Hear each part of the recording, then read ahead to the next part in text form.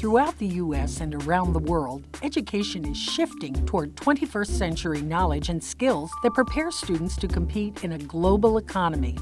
Most students today have the world at their fingertips, seamlessly connecting with their friends via texting, playing games with their peers halfway around the world on their computers, and accessing real-time information on their tablets. However, many of their classrooms still look, feel, and sound much the same way they did when their grandparents were in school.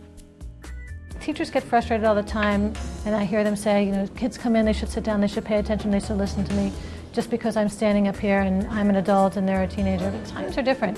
Those things still apply, but the world it looks different today than it did 40 years ago. And we have to adjust to that. And if it means that we have to find a way to meaningfully adapt our curriculum to meet their interests, then that's what we need to do. In the traditional classroom, students face forward, and the teacher is at the head of the class. What we now know is that each student learns differently. Some like to read to process information. Some are tactile and need to touch and feel to understand. Some work well with rhymes or patterns or pictures. By personalizing instruction, teachers can appeal to each student's unique way of learning. A classroom where this is happening looks much different.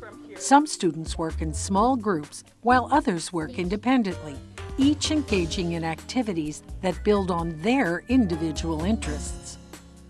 They work well together and they feed off of each other, which I think is a really neat thing to see in action. The idea behind personalized learning is simple. Each student is unique. Each student has different needs, preferences, and abilities, and each student learns different topics at different paces. Personalized learning is about supporting each and every student by rethinking the way we teach our students. It's about being creative in how we use our time and resources. Right now, Delaware districts and schools across the country and around the world are using new and innovative methods to engage students and maximize learning. If Delaware is going to provide world-class education to every student, we need to grow this innovation so learning is a truly personal experience for every teacher and every student in the First State. To do that, we must rethink the time, pace, place, and approach of how we educate our students. Advances in technology provide many exciting opportunities for educators to personalize learning for their students. iPads, computer and online programs, and social media are just some of the tools that teachers can use to help students learn at their own pace and be able to seamlessly continue their work in a different place and time, like in the library or at home in the evening. She's going online at night looking at videos on multiplication, long division, how to process those things. So her teacher is right there even when she's home to help her go through those things. Here, the teacher is using a wiki with her students.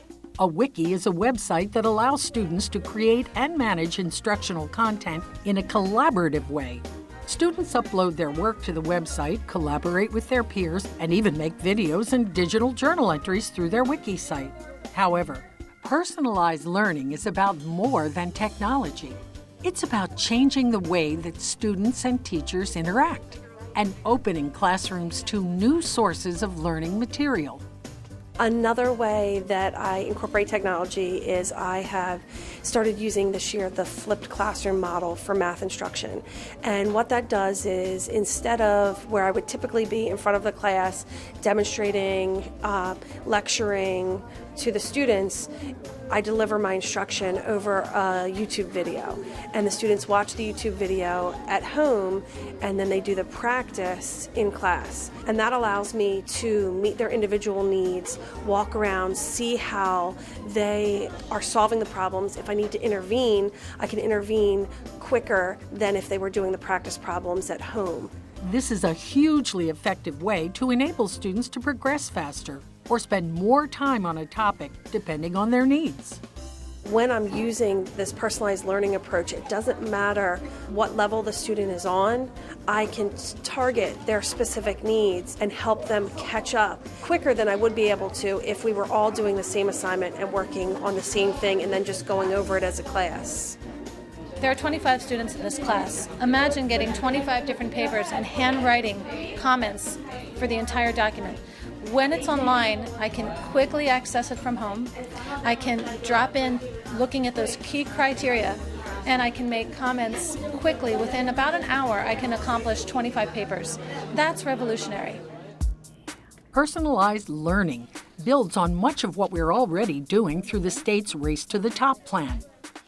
Personalized learning offers a new vision for education, one in which students become the center of the learning environment, using technology to support a more individualized learning experience, both inside and outside the classroom.